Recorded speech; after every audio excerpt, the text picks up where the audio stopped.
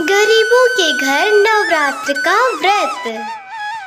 गोरखपुर नामक एक बहुत ही सुंदर से गांव में जहां गौरी नाम की एक बहुत ही सुंदर, भोली और संस्कारी स्त्री रहती थी। गोरखपुर गांव में भी अब चैत्र का महीना लग गया था। पूरे गांव में नवरात्र मनाने की खूब धूमधाम से तैयारियां की जा रही थी। सभी लोग अपने अपने घरों की खूब सफाइयां कर रहे थे। बाजार से माता रानी का सामान लेके आ रहे थे, क्योंकि चैत्र का महीना लग गया था। नवरात्रि में 9 देवी की पूजा की जाती है, इसलिए सभी लोगों के मुंह पर हर्षोल्लास से खूब मनाया जा रहा था। और बहुत ही हर्षोल्लास के साथ भी अब गोरखपुर में नवरात्र शुरू हो गया था, जहां मंदिर के पुजारी भी मंदिर की साफ सफाई किया करते थे। और जैसे कि आज नवरात्र का पहला दिन था, माँ शैलपुत्री की पूजा की जाती है, तो सभी लोग जल्दी से आए और माता रानी की पूजा की, माता रानी के श्रृंगार किया और उनके भजन किए। और वहीं गौरी नाम की एक पवित्र स्त्री भी रहती थी। वह बहुत ही भोली थी। वह भी माता रानी की बहुत ही बड़ी भक्त थी और माता रानी में बहुत ही विश्वास रखती थी। इसीलिए गौरी भी हर साल माता रानी का व्रत किया करती थी और नवरात्रों में भूखा प्यासा रहकर माँ की भक्ति किया करती थी। सुबह जल्दी से उठकर गौरी मंदिर आई। मंदिर में आकर उसने माँ शैलपुत्री की पूजा की और नवरात्रों में खूब कीर्तन भजन किए, माता की पूजा की। पूजा करने के बाद वह अपने घर को चली आई। उसके साथ उसकी पड़ोसी भी थी। दोनों ही मंदिर में पूजा करने के बाद अपने घर को लौट आए। अरे गौरी, आज तो हम दोनों का ही व्रत है और अच्छा ही हुआ हम जल्दी से मंदिर में पूजा पाठ करके घर को लौट आए। मंदिर में बाद में बहुत ही भीड़ हो जाती है। और गौरी, मुझे तो अभी घर पे जाके बहुत ही काम करना है। बच्चों को भी तैयार करके उन्हें स्कूल भी भेजना है और मुझे बाजार जाना है। बाजार जाके मुझे 9 कन्याओं के लिए सामान भी लेके आना है। मैं तो सोच रही इस बार उनके लिए प्यारे प्यारे वस्त्र लेके आऊंगी, जिससे कि कन्याएं खुश हो जाएंगी। अगर कन्याएं खुश हो जाएंगी तो माता रानी भी खुश हो जाएगी। चलो गौरी, साथ में ही बाजार जाते हैं और कन्याओं के लिए कपड़े और वस्त्र लेके आते हैं। दीदी, अभी नहीं, मेरे पास वक्त नहीं है। घर में भी मैंने बहुत ही सारा काम करना है। मैंने खाना नहीं बनाया है। एक काम करो, इस बार आप जाओ, मैं बाद में आ जाऊंगी। अच्छा गौरी, ठीक है, तुम्हें जैसा ठीक लगे। परंतु अगर तुम्हें कन्याओं के लिए कुछ भी लेना हो तो मुझसे बात करना, क्योंकि तुम्हारे तो अभी बच्चे हुए नहीं है। तुम्हें क्या पता कि कन्या को क्या देना होता है। गौरी की शादी को पूरे 5 वर्ष हो गए थे, परंतु उसकी अब तक गोद खाली थी। उसकी गोद सूनी थी और माँ ने उसकी गोद नहीं भरी थी। परंतु घर के हो या गांव के कोई भी लोग उसे बात सुनाने का कोई भी मौका नहीं छोड़ते थे और मजाक मजाक में उसे बोल ही देते थे। ओहो, आ गई महारानी। माता रानी की परम भक्त आ गई। देखो, मंदिर से पूजा पाठ करके। अरे माता रानी की भक्त, घर में खाना बनाने और चाय बनाने कौन बनाएगा? क्या तेरा नौकर है यहाँ कोई? अरे मेरा बेटा भूखा प्यासा चला गया है काम करने के लिए, और एक तू कुलक्षणी कहीं की सीधे मंदिर चली गई माता रानी की पूजा करने के लिए। अरे घर में पहले काम तो कर जाती। माँ जी, आज नवरात्रि का पहला दिन है और मंदिर में सुबह जल्दी जल्दी जाऊंगी, तभी तो पूजा पाठ करके जल्दी से घर आऊंगी। बाद में ना मंदिर में बहुत ही भीड़ हो जाती है। माँ जी, मैं जल्दी से आपके लिए चाय बना देती हूँ। अरे मेरे तो करम फूटे हैं, जो मैंने जिस दिन तुझे अपनी घर की बहू बनाया। अरे आज अगर किसी और लड़की से अपने बेटे की शादी करी होती तो मेरे घर भी बच्चे होते, पोता पोती होते। अरे तुमसे शादी की, तुम तो बाज हो बाज। हर साल तो नवरात्रि तुम ऐसे रखती हो, माता की तो बड़ी भक्त बनती हो। अरे क्या माता रानी ने तुम्हें बच्चा दिया है? कभी तुम्हारी गोद भरी है? तुम और तुम्हारी माता रानी दोनों ही ढोंगबाज हो। अरे अगर तुम्हारी माता रानी में इतनी ही शक्ति होती तो तुम्हारी गोद न भरती और हमें धनी नहीं बनाती। अरे ऐसी गरीबी में हम दिन काट रहे हैं। अरे तुझ जैसी गरीब लड़की को मैंने अपनी घर की बहू बनाया, और जब से तूने मेरे बेटे से शादी की है उसका कारोबार तो एकदम ठप हो गया है। और कहाँ हम इतने अमीर थे और आज कितने गरीब हो गए हैं। अरे जब से तू हमारे घर में आई है, बस तब से बस घर में अपशकुन ही होता जा रहा है। अरे अभागन कहीं की। अरे होती होंगी लोगों की बहुएं लक्ष्मी, घर में धन भर ले आती है, पर मेरी बहू तो कुलक्ष्मी है, कुलक्ष्मी। ना ही तो तुझ में कोई शर्म है, ना ही कोई हया है। अरे मर क्यों नहीं जाती तो चुल्लू भर पानी में मर के। अगर मर जाएगी तो मैं अपने घर कोई दूसरी बहू लाऊंगी, जो धन्य धाने से लाएगी और मेरे घर में पोता पोती लाएगी। बेचारी गौरी रसोई घर में खाना बनाने के लिए चली गई और वहाँ अकेली ही रोती रही, सिसकती रही। अब वो करती भी क्या। बेचारी के बचपन में ही माता पिता दोनों ही गुजर गए थे और शादी होने के बाद उसका ससुराल ही अपना था, परंतु उसके सास और उसका पति भी उस पर बहुत ही अत्याचार और जुल्म करते थे। हमेशा ही उसकी सास और उसका पति उसका बच्चा ना होने पर उसे बात सुनाया करते थे, हमेशा उसे प्रताड़ित किया करते थे और कभी कभी तो उसे लातों और लाठी से मारा भी करते थे। बेचारी गौरी बहुत ही भोली थी, उसका दिल बहुत ही साफ था, परंतु वह अपनी दिल की और मन की बात अपने पति और अपने सास से कह भी नहीं पाती थी, क्योंकि वह उससे जानवरों जैसा सलूक करते थे। इसलिए उसका विश्वास अपनी माता रानी पर था और वह अपने मन की बातें सारी माता रानी से किया करती थी। फिर ऐसे ही रात हो जाती है। गौरी सबके लिए खाना बनाती है और खाना बनाकर पहला वो अपनी माता रानी को भोग चढ़ाती है, पूजा पाठ करती है और पूजा पाठ करने के बाद वह सभी लोग खाना खाने के लिए आ जाते हैं। अरे थू, ये कितना बेकार खाना बनाया है तुमने गौरी। क्या तुम्हें खाना बनाना नहीं आता है? क्या आज माता रानी की भक्ति में इतना खो गई थी कि तुमने इतना गंदा खाना बनाया है? अरे इस खाने को तो जानवर भी ना खाए। अजी आप ये कैसे बातें कर रहे हो? खाना तो बहुत ही अच्छा बना है। अच्छा, मुझसे पीछे को जुबान चला रही हो? अरे जब खाना इतना गंदा बना है तो मैं क्या झूठ बोल रहा हूँ? तुम ही खाओ ये खाना, तुम ही ठूसो अपने पेट में। अरे सही तो कह रहा है मेरा बेटा, इतना गंदा खाना बनाया है तुम्हें। तुम और तुम्हारी माता रानी ही खाओ, बनी ही भक्तिन बनी रहती हो तुम उनकी। अरे करम फूट गए हैं मेरे और मेरे बेटे की तुझ जैसी लड़की को लाकर अपनी घर की बहू बनाकर। ना ही तो तुझसे घर का काम कोई अच्छा होता है और ना ही तो तुझसे बच्चे पैदा होते हैं। बस तू और तेरी माता रानी में डूबी रहती है भक्ति में।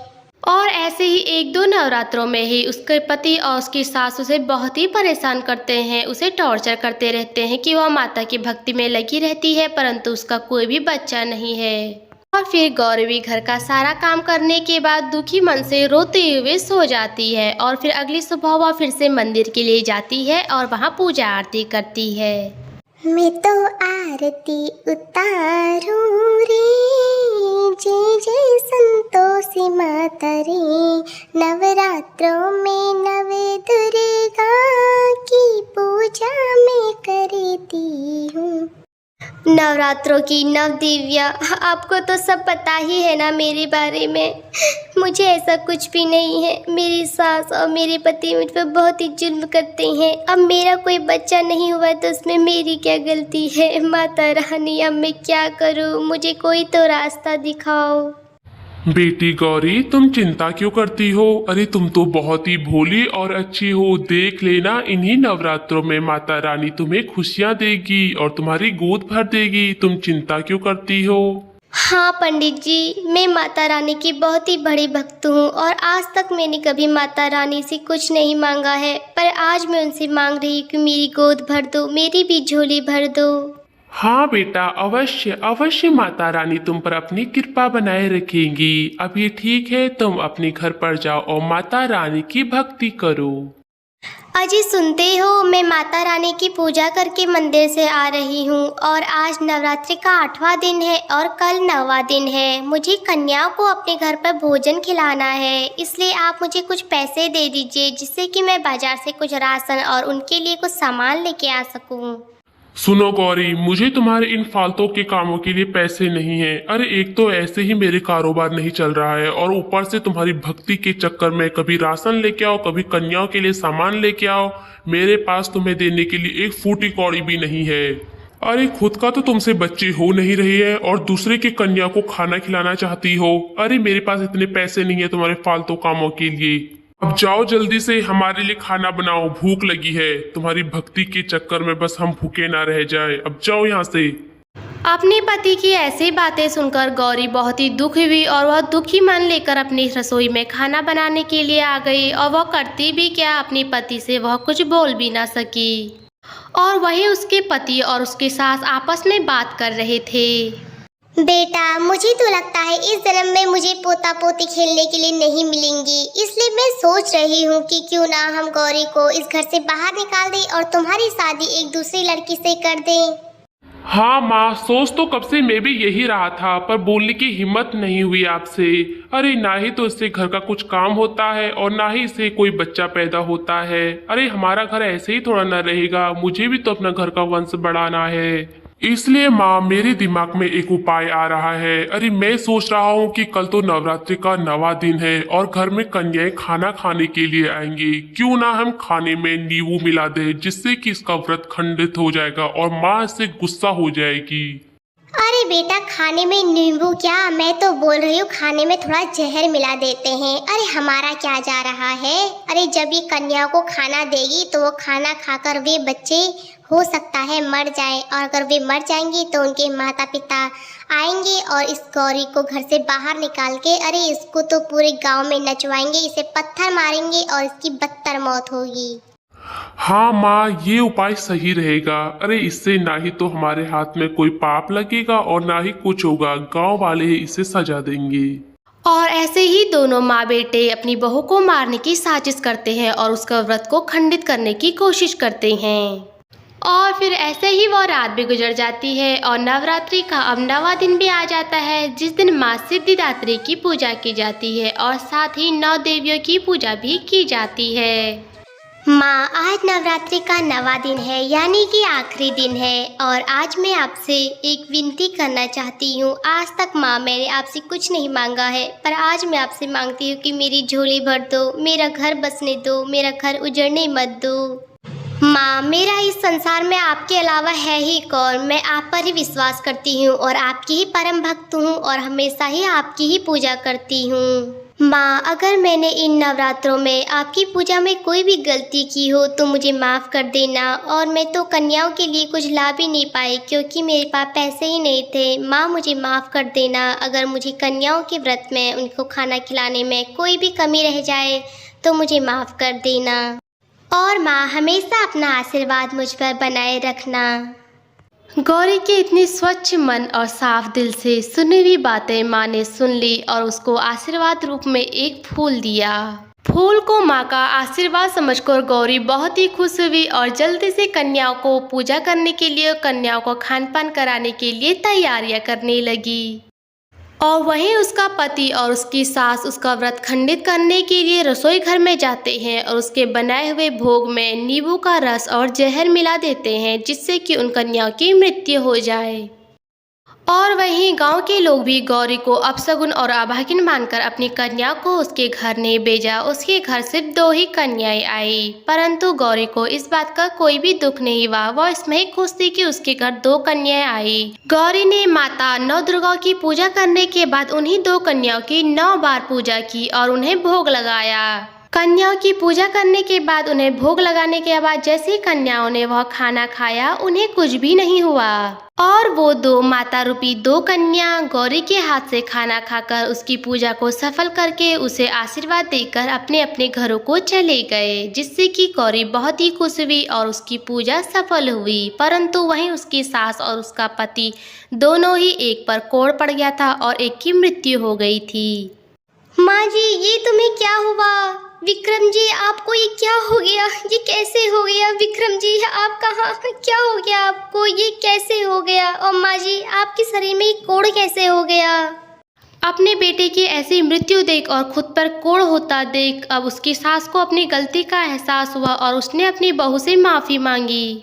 बहू, बहू, ये हमारे साथ क्या हो गया? बहू, हमें माफ कर दे। हमने एक बहुत ही बड़ा पाप किया था, मैंने और मेरे बेटे ने।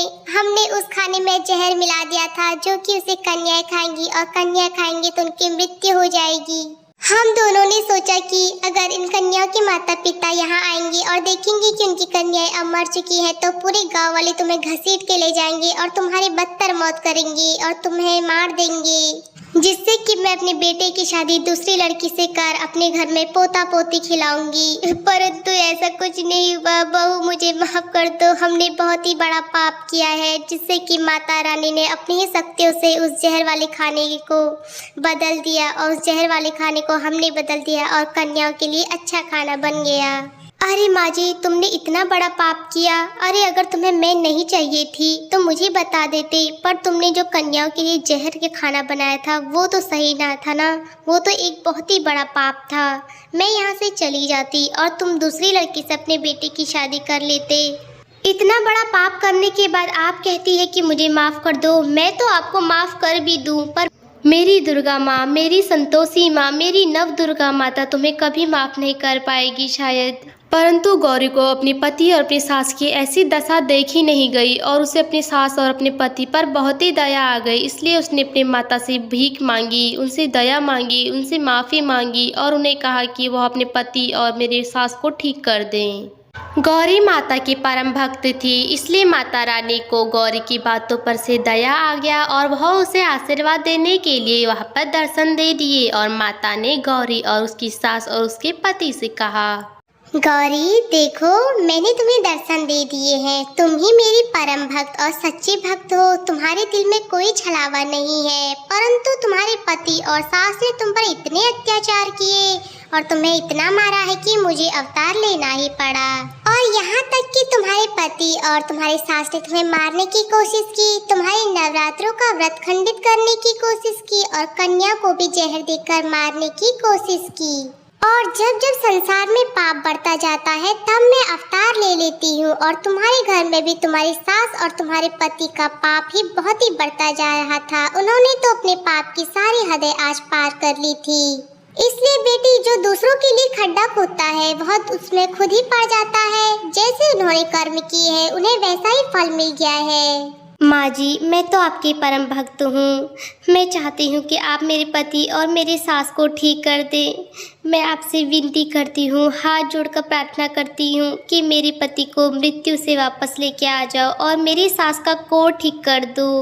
सच में गौरी, तुम बहुत ही भोली, साफ दिल की और बहुत ही दयालु हो और तुम्हारे ही कारण मैं आज तुम्हारे पति और तुम्हारे सास को नव जीवन देती हूँ।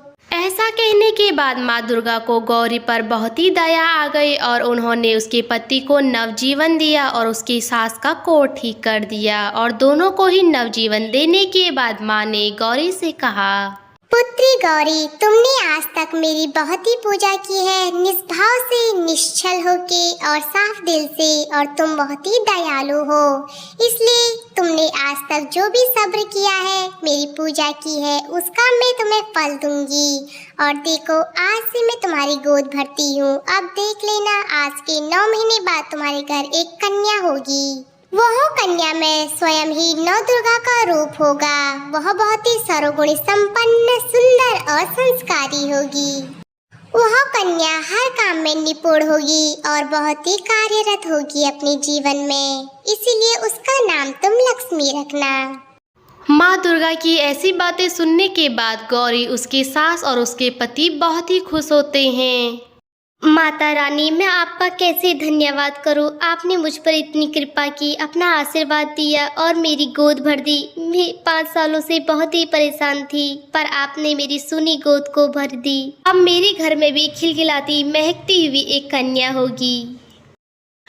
और गौरी का सभी परिवार बहुत ही खुश हुआ क्योंकि उन्हें माता के दर्शन हुए, उनका आशीर्वाद मिला। और ऐसा देखकर उसकी सास और उसके पति ने भी माता रानी और गौरी से दोनों से ही माफ़ी मांगी, अपने किए हुए कर्मों की सजा की माफ़ी मांगी। और उन्हीं नवरात्रों में माँ दुर्गा ने गौरी को आशीर्वाद दिया और उसकी गोद भर दी और वहाँ से अब चली गई। और इसी तरह गौरी के सब्र, भोलेपन, उसके सच्चे भाव, निश्चय भाव से माँ की पूजा करना, उनका पाठ करना, उनकी भक्ति करने से माता रानी इस बार नवरात्रों में उस पर बहुत ही खुश हुई और उस पर अपनी कृपा बरसाई और गौरी की सूनी गोद को भी खुशियों से भर दिया।